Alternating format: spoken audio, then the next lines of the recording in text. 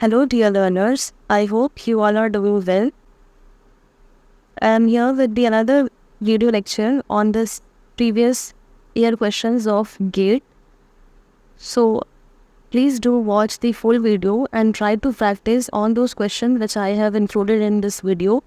And if you have not still watched the previous video, do let watch and also subscribe my channel for more such videos.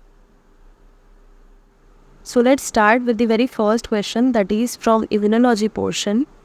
The first option is active acquired immunity. As we all know that the active acquired immunity is encountered when we have a direct contact with the pathogen. It means अगर pathogen directly हमारे body में enter होता है तो कौन सा immunity हमें देखने को मिलता है? Acquired immunity. So P will be matched with the option 2. Now first line of defence जैसे कि हमें पता है इन्नेट इम्यूनिटी का पार्ट होता है, और फिजिकल बैरियर्स जो होते हैं हमारे बॉडी में, स्किन हो गया, म्यूकस लाइनिंग हो गई, एपिथेलियम हो गया, तो उन्हें ही कहा जाता है सरफेस बैरियर या फिर फिजिकल बैरियर. तो फर्स्ट लाइन ऑफ डिफेंस उन्हें ही कहा जाता है. So Q will be matched with the option 3. Third option is passive natural immunity.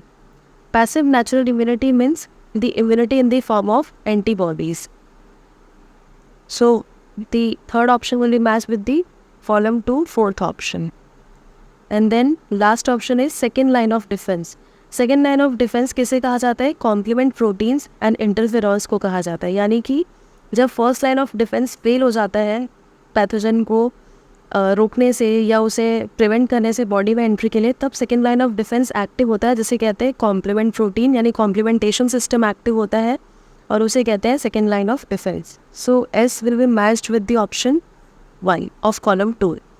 So correct answer क्या हो जाएगा? Option A. Let's solve another question, that is from the plant disease biology. You have to state which causal organism is responsible for which kind of disease. Again, this question is a very common question that has been frequently asked in the B section as well as in the C section of CSIR. I want to say that इस type के question जो match the column format में आते हैं वो restricted नहीं होते कि वो मैच द कॉलम में ही आएंगे. अगेन आई एम सेइंग कि मैच द कॉलम में आप जो भी सॉल्व करते हैं उसे आप डायरेक्टली लिंक कीजिए बी सेक्शन के क्वेश्चन से. यानी कि अगर 4 ऑप्शंस आपको मिलते हैं मैच द कॉलम फॉर्मेट में, तो उसका सिंगल उनमें से किसी भी 4 में का कोई भी ऑप्शन आपको बी सेक्शन में पूछा जा सकता है. तो आप डायरेक्टली 2 पोर्शन कवर करते जा रहे हैं. इसीलिए आप हमेशा मैच द कॉलम फॉर्मेट के क्वेश्चन को पिक कीजिए, उनको पढ़िए, क्योंकि उनसे बहुत सारी चीज़ें मेमोराइज हो जाती है एक बार में. उनके लिए हमें ज़्यादा पढ़ना नहीं पड़ता. अगर हमें 1-2 ऑप्शन भी पता है तो हम सॉल्व कर लेते हैं. सॉल्व करना भी ईजी होता है. एंड ऑल्सो अगर हम लोग उसको याद रख ले तो बी सेक्शन के भी बहुत सारे क्वेश्चंस हमें आइडिया हो जाता है कि इसका आंसर क्या होता है. So let's solve this question. So the disease blast is generally caused by the Magnaporthy grisi, and the false smut is caused by Ostilago. यानी कि आप याद रख लीजिए जो स्मट डिजीज़ जो होती है प्लांट की वो ओस्टिलेगो नाम के फंगस से होती है. तो क्यू जो मैच होगा वो थर्ड ऑप्शन में मैच होगा. और जो थर्ड डिजीज़ है शीथ ब्लाइट जिसे कहते हैं, वो जो डिज़ीज़ है वो होता है राइजोप्टोनिया सोलेनी से. तो इसको भी आप मेमोराइज कर सकते हैं. और एक जो क्वेश्चन है ऑप्शन है डाउनी माइल्ड्यू, ये जो होता है वो होता है स्क्लेरोफ्थोरा मैक्रोस्पोरा से. इसका कोई एक कॉमन हम मान के नहीं चल सकते कि यही 4 डिजीज़ पूछेंगे. बट अगर आप ऐसे 4-4 करके या 5-5 करके अगर आप लर्न करेंगे तो बहुत सारा आपको याद हो जाएगा. और अगर आपको 2-3 भी मेमोराइज हो जाएगा तो मैच द कॉलम फॉर्मेट में जब ये पूछा जाएगा तो आप उससे आंसर पिक करते बनेगा आपको. लेकिन अगर आप इस पार्ट को छोड़ देंगे तो आपको जब एग्जामिनेशन में आएगा तो आप उसका आइडिया नहीं लगा पाएंगे. तो it is little bit difficult to remember all of those diseases. But आप एक एक करके अगर पढ़ेंगे तो आप इसे याद रख पाएंगे. सो करेक्ट ऑप्शन क्या होगा? Option A. Now let's start another question in which you have to match the different processes and the different biomolecules in which that particular process takes place. First है first option column 1 का caramelisation.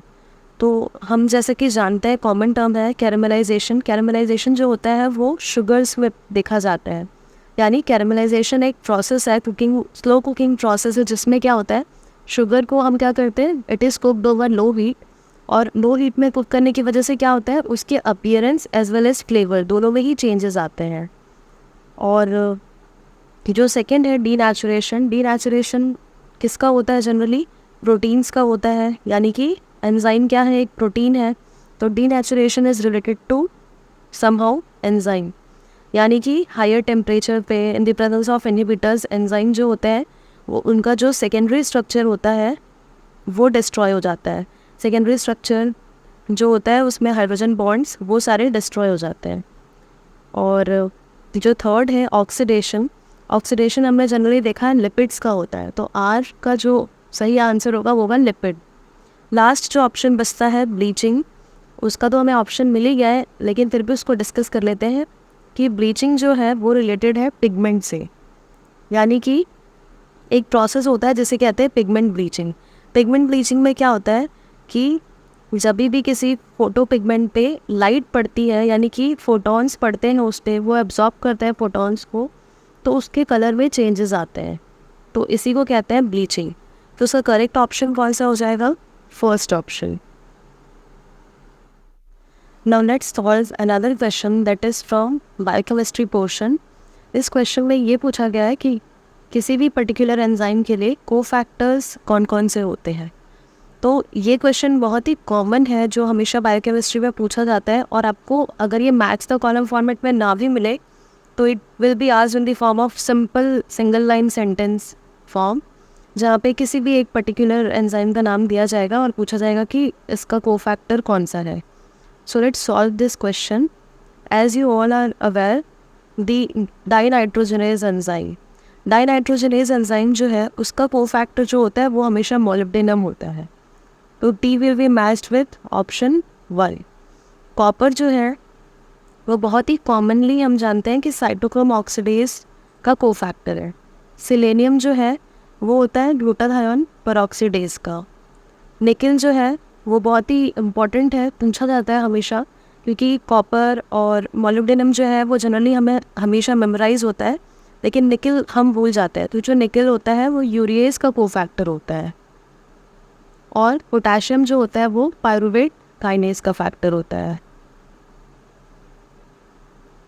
I hope ये question आप memorise रखेंगे, क्योंकि ये हमेशा ही पूछा जाता है। बी पार्ट में भी पूछा जाता है, सिंगल पूछा जाएगा, और सी पार्ट में तो ये आता ही है। अगर आपको मेरे वीडियोस अच्छे लगते हैं and if you want me to produce more such videos, so do subscribe, like and share my channel with your friends, and if you have any queries kindly respond in the comment section as well. Thank you so much for watching.